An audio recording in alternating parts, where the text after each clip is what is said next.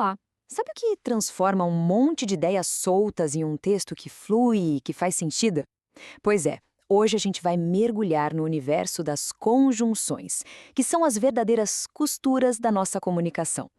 Para começar, olha só a diferença nesses dois exemplos. Na esquerda, as frases parecem meio secas, picotadas, né? Agora na direita, basta uma palavrinha, o mas, e pronto. Tudo se conecta, a leitura fica mais suave e a relação entre as ideias fica clara. Essa palavrinha mágica é o que a gente chama de conjunção. E hoje nós vamos descobrir como usar essas ferramentas para deixar nossas ideias não só conectadas, mas também muito mais claras e até mais convincentes. Então, o nosso roteiro de hoje vai ser este aqui.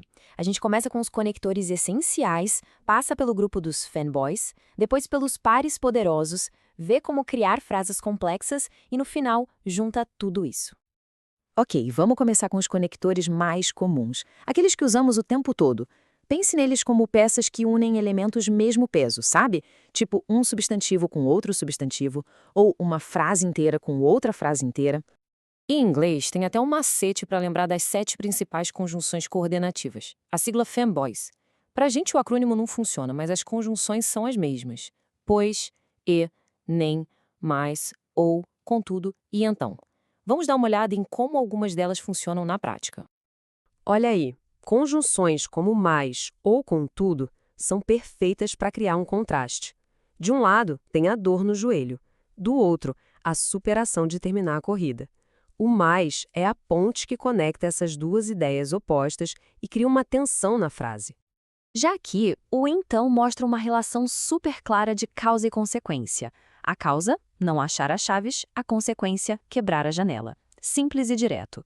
O pois também pode funcionar de um jeito parecido, muitas vezes com o sentido de porquê.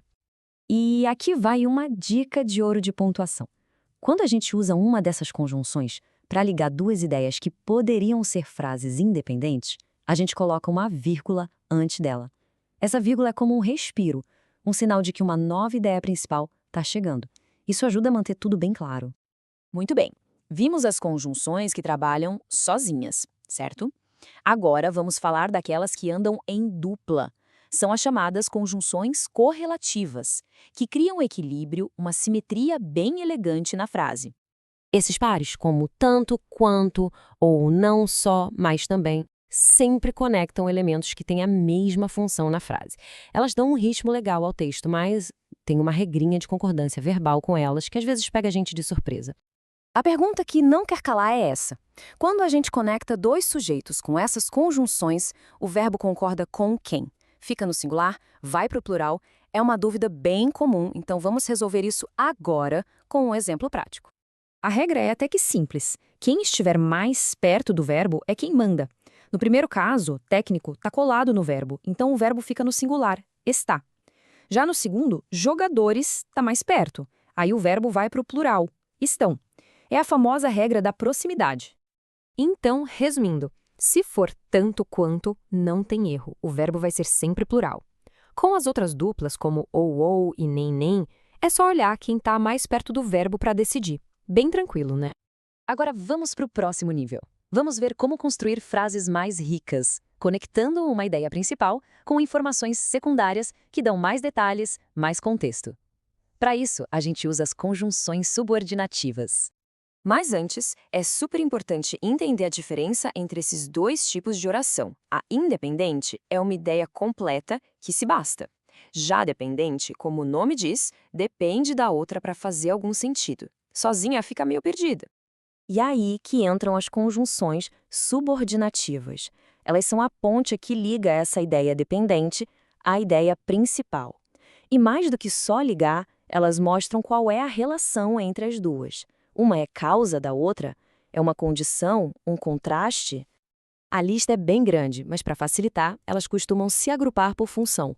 Tem as que indicam tempo, como quando ou enquanto, as que indicam causa, como porquê, as de contraste, como embora, e as de condição, como se. Isso já ajuda a gente a entender o papel delas na frase. Olha esse exemplo. O embora já entrega tudo. Ele cria um contraste. Sim, o cansaço existia, mas não foi o bastante para pará-lo. É a ideia do apesar de. E aqui o porquê responde àquela pergunta que fica no ar. Por que ela adora The Doors? A resposta, a justificativa, vem logo depois da conjunção, porque as músicas são cativantes. A relação de causa fica explícita. Bom, a gente já viu as ferramentas separadas, agora chegou a hora de ver como tudo isso funciona junto na mesma frase, criando um texto bem mais elaborado. A questão é como a gente pode combinar todos esses tipos de conectores para construir uma frase realmente poderosa. Vamos analisar um exemplo que faz exatamente isso.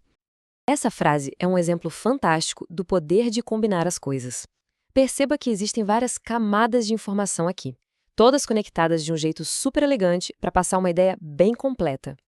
Olha que interessante. Primeiro, o par nem organiza e conecta os dois substantivos, argumento e súplica. Logo em seguida, a conjunção mas entra em cena para conectar essa primeira parte inteira a uma nova ação, que é a apelação do réu.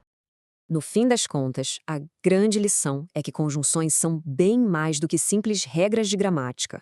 Elas são as ferramentas que dão estrutura, ritmo e força para os nossos pensamentos. Escolher a conjunção certa é, na verdade, escolher a relação exata que se quer criar entre as ideias. E isso, de fato, muda tudo.